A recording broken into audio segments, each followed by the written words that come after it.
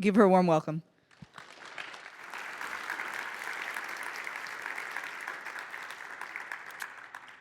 All right, so as she said, my name is Laura Rupprecht, and I will be talking about what software engineers can learn from the medical field.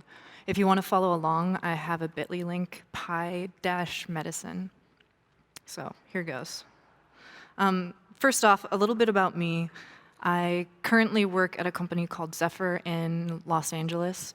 I work on the ad tech team, and I get to work with a lot of fun things like Spark because, I do reporting and such. It's a good time. And like many of you, I am also a total geek. So growing up, I was always interested in science, technology, all of those great things, but I was also really interested in biology and medicine. So then when I went to college and then eventually grad school, I ended up studying biomedical engineering, which is pretty much a field that came out of a bunch of electrical engineers deciding that they had all of these skills in signal processing and modeling, and they wanted to apply that to the medical field. So that's a lot of fun, too. And while I was in Boston, I actually became certified as an emergency medical technician at the basic level. So then I also did a lot of volunteering at races and such, so head of the Charles Regatta and Boston Half Marathon, Boston Marathon, things like that. So this talk is inspired a little bit by a talk from last year on what programmers can learn from pilots. And I watched this, and it was a really good talk. I highly encourage you, go watch it. It's on YouTube.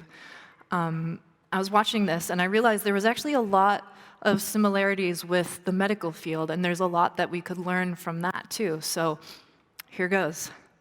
I'm going to break this up into two parts. First is non-emergency best practices, and then also emergency best practices. So first up, non-emergency best practices. I want to start with a quick example. There's a physician that was at Johns Hopkins Hospital, Peter Pronovost, and he was asking one question about his patients, and that was, how could he prevent central line infections? So central lines are these great things for putting medicine directly into your veins, into your circulatory system, but it's also kind of a great way to get infections, which is not so great. So he sat down and he said, all right, how can I fix this problem? So he came up with this checklist. So he said, all right, what do I need to do? I need to wash my hands with soap, clean the patient's skin, put sterile drapes over the entire patient, wear a sterile mask, hat, gown, gloves, and then finally put a sterile dressing over the catheter site. So very basic things.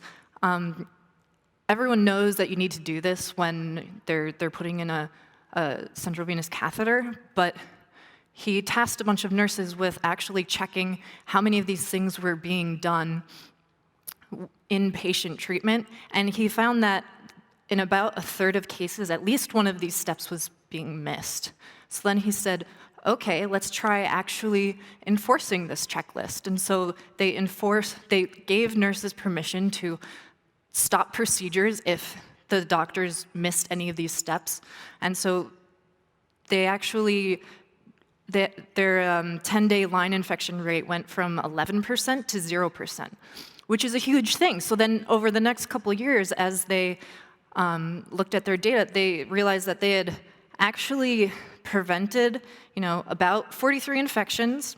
They had avoided 8 deaths, and they had saved about $2 million in costs just by a 5-item checklist. And Atul Gawande, a great writer, he actually talked about this in his book, The Checklist Manifesto. And the interesting thing about this is that he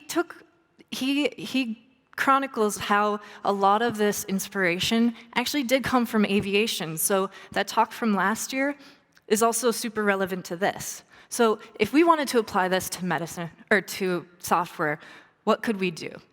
So before we merge or deploy code, right? Tests. Do you have a test team? Do you have a QA team to send things to? Do you have automated tests? Run those. Let's say you made a really cool new middle-out compression algorithm. Do you need to update your documentation? And then Do you need to notify your users? Are you going to have any downtime? How are you going to schedule that? How are you going to notify them if new features just suddenly pop up? And then, last but not least, if you're changing your code base, do you have to update your database? Do you have a migration you need to perform? If you perform that migration, have you tested it? Have you checked how to verify it once you've done that? And then also, if something goes wrong, how do you roll that back? Do you have a database snapshot, or do you actually have a rollback script? How do you handle that? So a bit more on testing. Testing is good stuff. Coverage is amazing. Coverage will not tell you if your tests are good, but it will tell you if your tests are touching certain parts of your code. And then, of course, there's the built-in unit tests, and then there's nose and PyTest, which have a few other features. You can use those with Python projects. And so next up, documentation. There is this wonderful saying that I absolutely love, which is, if it isn't documented, it didn't happen. And I hear this all the time in the medical field, because if you do something, if you perform an assessment, but you don't actually write down that you did it, there's no way for people to know that you did it. So let's say you have a patient. They're taking bupropion, very common drug, right? Chances are they're depressed. They're being treated for depression. But here's the twist, right? They might just be trying to quit smoking. This drug can be used for two separate things. In fact, they might be trying to quit smoking, and they might be depressed, and they might be prescribed that drug for that particular reason, that you can hit both of those things. You won't know that unless it's written down somewhere. So try to explain why you're doing things in your documentation, not just what you're doing. So here's an obligatory XKCD. It's really hard to keep up with really good commit messages, and I mean, it takes effort to do it, but try to do that so that if I'm looking at the Git diff, I can see what you're doing, but then I need to see the commit message or the comments in the code to know why you're doing it. And this gets into transfers. So medical transfers are notoriously difficult to get right. There's a lot of moving parts going on. There's a lot of people working with certain patients. So one of the first things that people realized once the Accreditation Council for Graduate Medical Education decided it was probably a bad idea for resident physicians to work longer than 80 hours a week and longer than 30-hour shifts, is that you had a lot more shifts and you had a lot more patient transfers because of that. And when they had a lot more patient transfers, they had a lot more complications. So they had to go back to the drawing board and say, okay, how do we ensure that we do patient transfers without missing things? So, they made checklists for that too. And they also have a very standard way of documenting patient information in the medical field. So one of the first things you see in any patient chart is name and date of birth, right? Because it's really awesome if you're giving a patient a really good treatment, but if you're treating the wrong patient, that is not so good. And then also allergies and medications, because once you have that correct patient, you need to make sure that you don't give them something that they're allergic to, and you don't give them any other medications that will interact with the ones that they're already on, or give them double doses for that matter. So in Python, we have the wonderful, almost notorious PEP8. And there's zillions of tools. Like, these are only 3. There's the newly renamed PyCode style from PEP8. It doesn't really matter what version of PEP8 you use. It's just really nice if you and the team that you work with agree on the same standard. And then also, if you use Sphinx, Sphinx is great because in the medical transfer situation, right, that gets really difficult. Same thing with documentation. If you have documentation in your code and you copy that out into like a separate wiki or web page or something, chances are you're going to miss something. But if you use Sphinx and then auto-generate your documentation whenever you update your code, and hopefully your doc strings stay up to date, but this at least reduces 1 point of failure. But then, yeah, don't go overboard. Raymond Hedinger gave a great talk last year on beyond PEP8, so don't go crazy. and then try to review what you're doing. So teaching hospitals have a really interesting model. They have attending physicians who are in charge of things, and then they have residents who are, slightly younger physicians who, they're full-fledged MDs, but they haven't been in practice for as long. So yes, the residents learn a lot from the attendings, but that also goes the other way around. They know a lot of really new medical information that they've learned in medical school, like the latest research and such. And then they also ask a lot of questions. And the same thing happens in software. I can't even say the number of times when a really junior developer points out something that I'm doing in my code, and I say, oh, wow, I should actually take that advice. I mean, this kid's been programming for a year or two, and I've been programming for, well, a lot more than that. But I could still learn something from them. And then also after incidents occur, right, there's an idea of morbidity and mortality conferences, which is when a bunch of medical professionals get together and they'll go over a case or two that they've seen. So they'll present a case, they'll say what they tried to do to treat the patient, what they might have done right, what they might have done wrong, if there are any complications, that sort of thing. And by presenting that case to a wider group of people, it's not just the immediate team that learns from that particular case, but the entire rest of the group. So if you have a couple engineers and they're working on something really cool and they figure out a clever solution to something, or if they respond to an incident and you want to go over what the problem was and how they solved it, it's really nice if you can get the rest of your engineering team to benefit from the experience of just a handful of engineers. So shifting over to emergency best practices. First off, you can't solve a problem if you don't know it's there.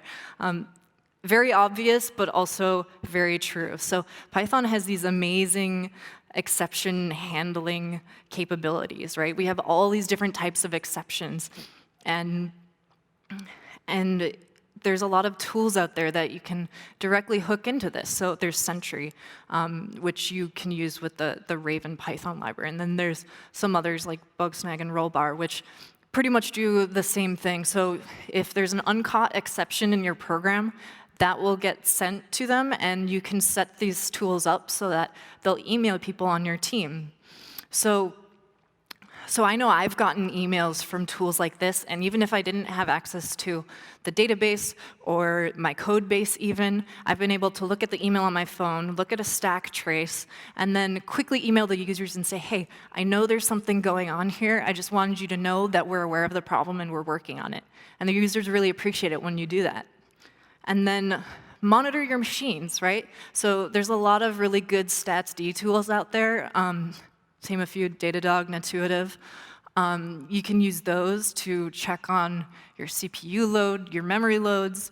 I also like to throw in some metrics to check how long certain parts of the code take to execute. And then just keep track of that over time. And if that time gets too long, then maybe I need to go into that piece of code and refactor.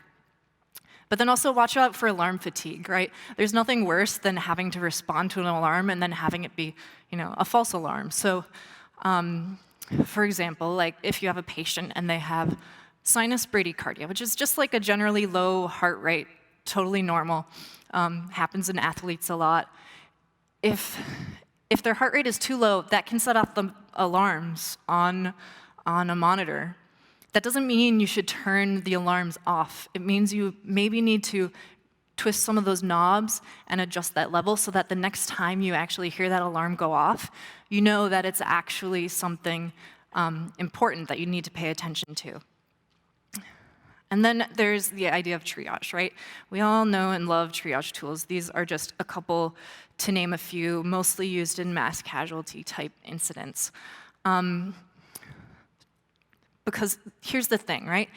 If you say that everything is a high priority, that means nothing's a high priority. And once you set the importance or the criticalness of a task or a bug or whatever, that doesn't mean that you can't come back and re-triage that again. So like if you see these tags, right, the paper ones are used for patients, and they come in and you say, okay, they're kind of walking wounded, and you tear off the bottom of the tag, and the green one is at the bottom. They're a priority level 3. But then let's say 10 minutes, 15 minutes later, they deteriorate. You can actually go back to that and physically tear off the bottom of that tag, and they're re-triaged, essentially. Do the same thing in your code, in your bug tracking systems. And then, speaking of systems, right, if you have an incident occur, there's this thing called the incident command system, which is a wonderful system. It came out of the world of fighting wildfires in Western states, and then it was increasingly used in military situations, and cities use it for like mass casualty response type things. And so here's like a classic example of what an incident command system org chart looks like. It's less important what's in those boxes and more that you just have an organized system for responding to these types of incidents. So you have like an incident commander, and then you might have someone in charge of communicating things to the outside world, and then you have a team in charge of operations and planning and logistics and all of that stuff. But here's the thing, right?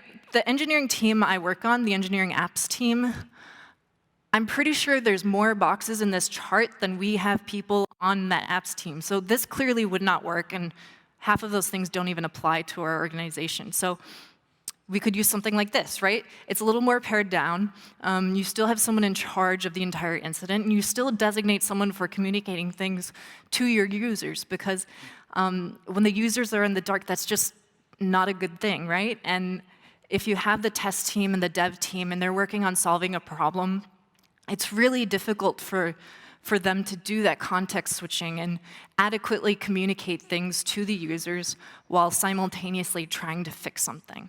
So Heroku actually uses a system a lot like this. They wrote a blog post on it a couple years back. They sort of modify the incident command system. They have an incident commander. They have someone in charge of communications for transparency to users. And they create a designated chat room for each incident so that they don't have to deal with all the other usual chatter that just goes on anyway. And it's really nice because they have this communications officer who is in charge of just communicating things to users. And being on the receiving end of some of those tools, I can say it's really nice to know when an incident occurs, when things get updated, and then finally, once an incident is resolved, and how that's resolved. So then you also want to practice and prepare your systems. So make sure you practice them, review them. This is a picture I took in 2013 when I lived in Boston. It was on the way to work. It was the day after the Boston Marathon in 2013, and it was just totally eerie because the streets are empty. It was a total crime scene. I didn't work for the marathon team that year. I did work on the marathon team the year before, so I can say with certainty that they were super well prepared. And the reason for that is the city of Boston and all of those government agencies actually use the Boston Marathon because it's such a big event. They use that as training for their disaster response units. So even in the typical year, they scan every single runner as they come across the finish line with their triage tools. If a runner has to go to the medical tent for medical attention, they get scanned again, they get triaged, all of their information gets updated. If they get transferred to a local hospital, they get scanned into the system again, and their status gets updated again. So then if family members want to know where their loved one is, and they have been transferred to a local hospital, they can go talk to some of the marathon officials, and they know where they are because they're tracking all of that. And that really paid off in 2013. So to reiterate, there's a lot of mental work that you have to keep track of when you're doing things. So use checklists to offload a lot of your work to that. It's super useful. Document what you're doing, right? For the sake of all the people you work with, for the sake of yourself 6 months later, if you don't document, it's almost like it never happened. And monitor your systems, because the thing is, you can't solve a problem if you don't know that it's there. And then finally, stay organized. So use consistent formatting across your organization, and set up systems for crisis, and standardize those, and plan out for when those occur, and what you're going to do in those types of situations. So that's it. Thank you for listening. All my contact info's there. Again, the link for the slides is at PyMedicine. So thank you very much.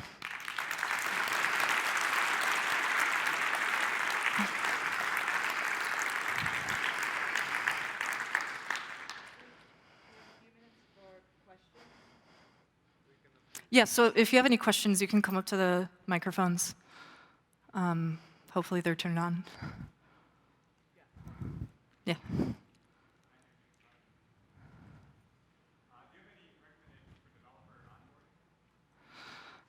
Okay, so the question is, any recommendations for developer onboarding? Usually, so I kind of put this in with the try to standardize your processes. Usually when I'm in charge of that, we'll actually have a wiki page for our entire organization, and it has all of the things that people tend to run into when they first join our organization. And then I also ask them as they go through it, if they run into anything, if they have any questions, ask me. And then if I don't know them, the answers, then we can figure out who does. And then we can also update that as they're going through it. But then also for particular projects, put that information in a slightly obvious place. So we use GitHub at Zephyr for a lot of our work. And so a lot of the getting started guides are like right in the README. So it's like if you look at the repo, like that's where it is. It's in a very obvious place. Yes. So that was a really interesting insight on the alerts in terms of things going off in the hospital bed or whatever, and false alarms happening all the time in hospitals, and attributing that to in our life, and we have alerts coming through emails or HipChat or Slack or whatever, and just ending up being a lot of noise and making you lose stuff. Could you comment further on like personally or at your company, whatever, what you've done to when things are a little too noisy, what strategies you've used to help reduce that noise? Yeah, so there's a lot of logging libraries that have notions of different levels of alerting. So like a lot of them will have like an info level or like a debug level or warning or error. And I like to take advantage of those when possible. And so usually on an application, we'll just leave things so that they will alert for like warning and like error, like very high level alerts. But then if we're actually going in and need to debug something, a lot of the times I'll go in and I'll set a flag on our system and say, hey, we need to turn on like the debug monitoring because we're trying to figure out what's going on here. And then a lot of the time I'll actually make a ticket for myself so that I don't forget, like in a week or two, like remember to turn this back to the normal level. And then hopefully by that time, the problem's solved. And yeah, so take advantage of that if you have a system like that. And try to set up, a lot of these apps let you filter by like application and environment and all of that good stuff. So definitely take advantage of that when possible so that you can easily zero in on what you're actually looking for. Hi, thank you for the talk. I had a question about the meetings after an event. Like how would you structure that meeting and how would you spread that information to the rest of the organization? So I've seen this done a couple ways. I've actually seen it done in just a purely a document format, which is nice. A lot of people can read it, but a lot of the time people, well, they don't read it unless they're really forced to. So doing that in a presentation format is nice. You can't do that for everything just because of time constraints, but if you have people that keep on running into the same problem again and again, it's like, it's really nice when you can just have a meeting and have a couple members of the team go through what they ran into and how they solved a problem, and then explain that to verbally to a group of engineers. Awesome. Does Thank that you. answer your question? Yeah, thanks.